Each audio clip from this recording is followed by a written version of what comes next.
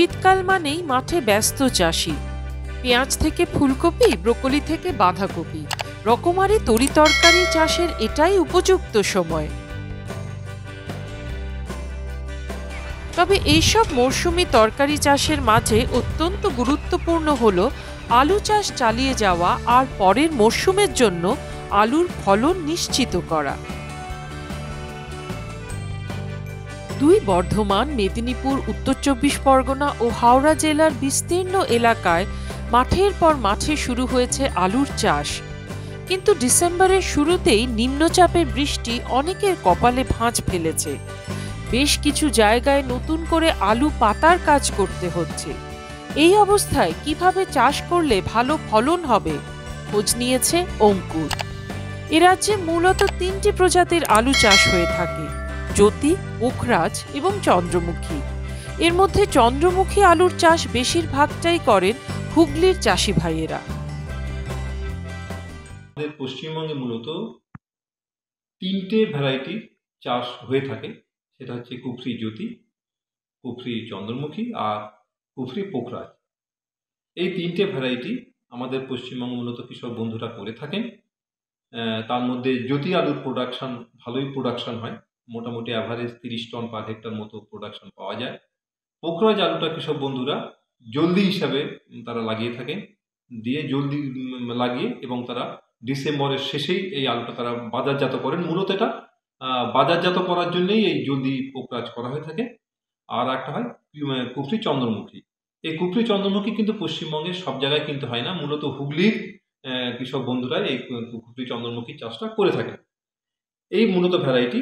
এছাড়া এখন আমাদের কাছে কিছু ভালো ভালো উন্নত বা অধিক ফলনশীল আলুর বীজ আছে।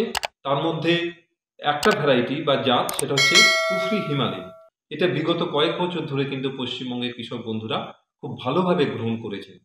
এই কুফরি হিমালয়ী আলু গ্রহণ করেছেন সেটা মূলত 3টি কারণের জন্য। একটা হচ্ছে অধিক ফলন দেয় এটা, মানে আমাদের বর্তমান যে কুফরি জ্যোতি বা কুফরি পোখরাজ বা কুফরি চন্দ্রমুখী যে প্রোডাকশন দেয়, তার থেকে কুফরি হিমালয়ের উৎপাদন অনেক বেশি। 2 নম্বর হচ্ছে কুফরি হিমালয়ের দ্বিতীয় বৈশিষ্ট্য হচ্ছে নাভি ধসার প্রতি সহনশীল জাত। এটা মানে সহজেই নাভি ধসাকে কাবু করতে পারে না। আলুর বীজ বপনের সময়ে বৃষ্টি হওয়ায় সমস্যায় পড়তে হয়েছে চাষি ভাইদের। ফলে অনেকের মতে এইবার আলু চাষে বেশি লাভ হওয়ার সম্ভাবনা কম। অ্যাকচুয়ালি গাছের বৃদ্ধি থেমে যাওয়ার মধ্যে নির্দিষ্ট একটা কোনো কারণ রেসপন্সিবল নয়, বিভিন্ন কারণেই গাছের বৃদ্ধি থেমে যেতে পারে।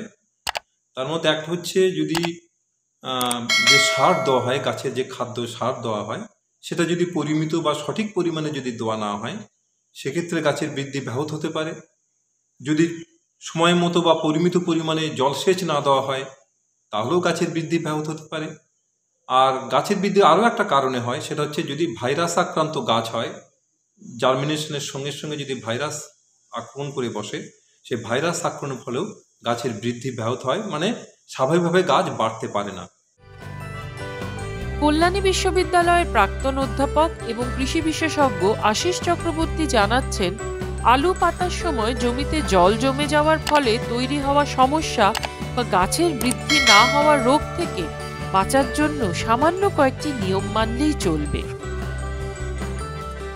এটাকে ভালোভাবে তৈরি করে নিতে হবে, বারবার চাষ দিয়ে মাটিটাকে ঝুরঝুরে করে নিতে হবে। যদি ঝুরঝুরে করে নেওয়া হয়, তাহলেও কিন্তু গাছের বৃদ্ধি ব্যাহত হতে পারে।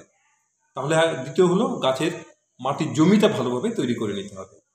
তৃতীয় হচ্ছে পরিমিত পরিমাণে যা রেকমেন্ডেড ডোজের সার আছে, এনপিকে অর্থাৎ নাইট্রোজেন, ফসফরাস, পটাশ, সঠিক মাত্রায় জমি তৈরি করার সময় জমিতে প্রয়োগ করতে হবে।